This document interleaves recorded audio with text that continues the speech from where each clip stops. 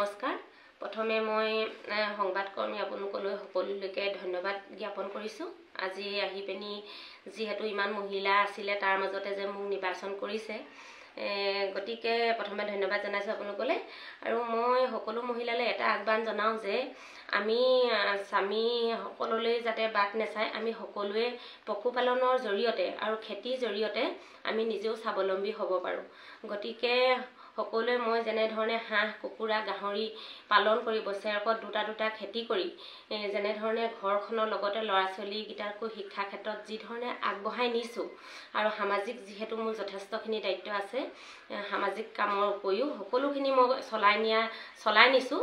গতিকে আপোনালোকেও আহক, যাতে সকলোৱে এই নাৰী দিৱসৰ প্ৰাকখনত আপোনালোকলৈ মই এটা অনুৰোধ জনাইছোঁ, যাতে আমি সকলোৱে এনেই নেথাকি যাতে এই কৃষি ক্ষেত্ৰতেই হওক আৰু পশুপালনৰ ক্ষেত্ৰতো হওক এইখিনি আগবাঢ়িবলৈ ওলাই আহক। চৰকাৰে যিহেতু যথেষ্টখিনি আঁচনি দিছে, এই আঁচনিৰ জৰিয়তে হাতে হাত ধৰি আপোনালোক ওলাই আহক, এই আঁচনিবিলাকো গ্ৰহণ কৰক আৰু সকলোৱে যাতে এই স্বাৱলম্বী দিশে আগবাঢ়ক। কি খেতি কৰিছে আপুনি? মই এই আলু খেতি কৰা হয়, যিটো জিৰ' টেলাইজো কৰা হয়, পাতি কৰিও কৰা হয়, আৰু সৰিয়হ খেতি কৰিছোঁ, মটৰ খেতি কৰিছোঁ। মই মানে বড়ো ধানৰ খেতিও কৰোঁ আৰু ধান খেতি কৰা হয়। মই সেই ধান খেতি যিহেতু মোৰ মেচিন দেখিছে আপোনালোকে, মই নিজে কৰা ধান খেতি চাউল বিকিবৰ কাৰণে ইতিমধ্যে মই ধান এটা কোঠাত প্ৰস্তুত কৰি ৰখা হৈছে। উৎপাদন আৰু উপাৰ্জন কেনেকুৱা আপোনাৰ?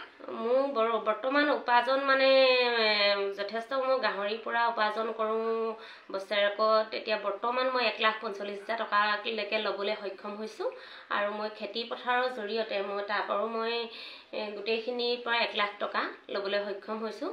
ইতিমধ্যে 2জনী মই গাই খীৰাওঁ আৰু কুকুৰাও আছে, মোৰ হাঁহ ছাগলীৰ পৰা গোটেইখিনি আছে।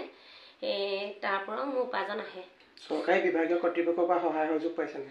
চৰকাৰৰ বিভাগীয় কৰ্তৃপক্ষৰ পৰা সহায় সহযোগ পাইছোঁ। মই যিহেতু গোটত আছোঁ, আত্মসহায়ক গোটৰ, মই প্ৰগতিশীল আত্মসহায়ক গোটৰ এগৰাকী যিহেতু মই সম্পাদিকা, আৰু মই চৰকাৰী যিহেতু ৰিভলিং ফাণ্ড, আমাৰ যিখিনি CIF পুঁজি সেইবিলাক আমি পোৱা হৈছে, আৰু আমাৰ এগ্ৰিকালচাৰৰ জৰিয়তে তেওঁলোকৰ পৰা মই এইটো যে দেখিছে ৰাইচ মিল, এই ৰাইচ মিলটো মানে মই তেওঁলোকৰ এইটো 1.5 লাখ টকা এটা ছাবচিডি পাইছিলোঁ, আৰু বাকী পিঠা খুন্দা মেচিনটো পোৱা হৈছিলে।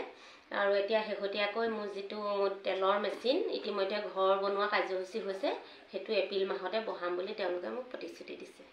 চৰকাৰী কৃষি বিভাগৰ বিষয়বোৰ আপোনালোকৰ ইয়াত উপস্থিত হয় নে? হয়, চৰকাৰৰ মোৰ কৃষি বিভাগৰ লগত বহুতো এটা বন্ধুত্ব সম্পৰ্ক আছে, আৰু তেওঁলোকে যথেষ্টখিনি মোক সহায় কৰে আৰু সন্মানো কৰে। আৰু সকলো কৃষি বিভাগৰ বিভিন্ন বিভাগৰ আমাৰ DO ছাৰৰ পৰা EDO ছাৰৰ পৰা ধৰি সকলো আহি তেওঁলোকে যিমানখিনি পাৰে, স্প্ৰিংকুলাৰ দিছে, চ'লাৰ আপোনালোকে গোটেইখিনি দেখিছে, কৃষি বিভাগত যিখিনি লাগে সকলোখিনি তেওঁলোকে সহায় কৰে। সাৰ আৰু হেৰিয়লৈকে আমাৰ যিখিনি বীজলৈকে তেওঁলোকে সেইখিনি যোগান ধৰিছে।